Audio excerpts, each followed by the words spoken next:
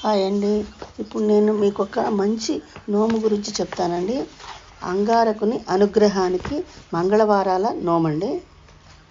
అంగారకుడు అందరికన్నా గొప్ప దైవం అని నమ్మి ఒక ముసలిది ఆయన దయ కోసం మంగళవారాల నోము నోచింది. అందువల్ల మంగళవారం నాడు ఇల్లు తుడవటం, అలకటం, తలంటు పోసుకోవడం వంటివి చేసేది కాదు. ఆమె ఒక మనవడు తప్ప మరే బంధువు లేరు. ఇలా ఉండగా ఒక మంగళవారం నాడు ఆమె పరీక్షించదలిచి సాధు వేషంలో వచ్చి ఇంట్లో ఓ మూల అలికి ముగ్గేసి పెడితే అన్నం వండుకుని తింటా అన్నాడు.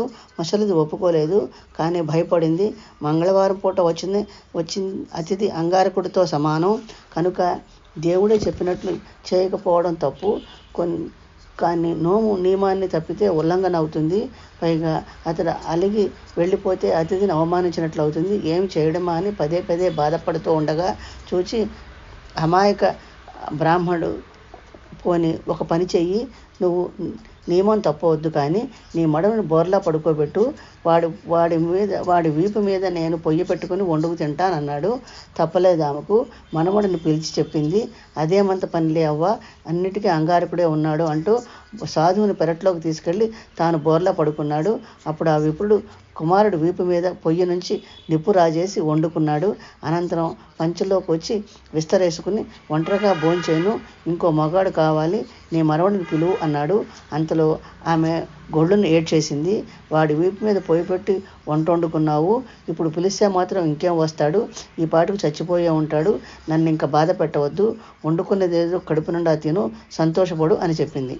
అందుక కపటావతారుడు, ముసలిదాన, నేను చెప్పినట్టు చెయ్యి, నువ్వు మామూలుగా నీ మనవడిని ఎలా పిలుస్తావో అలాగే పిలు అన్నాడు. తప్పనిసరి ఆమె అలవాటు ప్రకారం ఒరే మనవడా అని పిలవగానే పిలిచావా అవ్వ అంటూ వీధిలోంచి పరిగెత్తుకు వచ్చాడు ఆ కుర్రవాడు. ముసలిది ఆశ్చర్యపోయి విసరికేసి చూడగా అక్కడ సాధువు లేడు. అప్పుడు ఆకాశవాణి, ఉద్రాల, నేనే అంగారక దేవుణ్ణి, నీ భక్తిని పరీక్షించాలనే వచ్చాను, నా పరీక్షలో నెగ్గావు, ఇక నుంచి నీ మనవడు దినదిన ప్రవర్ధమానంగా పెరిగి సిరి సంపదలతో భోగభాగ్యాలతో వర్ధిల్లేలా చేస్తాను అని చెప్పాడు. విధానం అండి, ప్రతి మంగళవారం కథ చెప్పుకుని అక్షంతలు వేసుకోవాలండి. కాసిని కందులు దానం చేసి అంగారక జపం స్తోత్రం చేయాలండి. మీరు కూడా ఈ నోము నోచుకోండి. నా ఛానల్ని సపోర్ట్ చేయండి, సబ్స్క్రైబ్ చేయండి, లైక్ చేయండి, షేర్ చేయండి.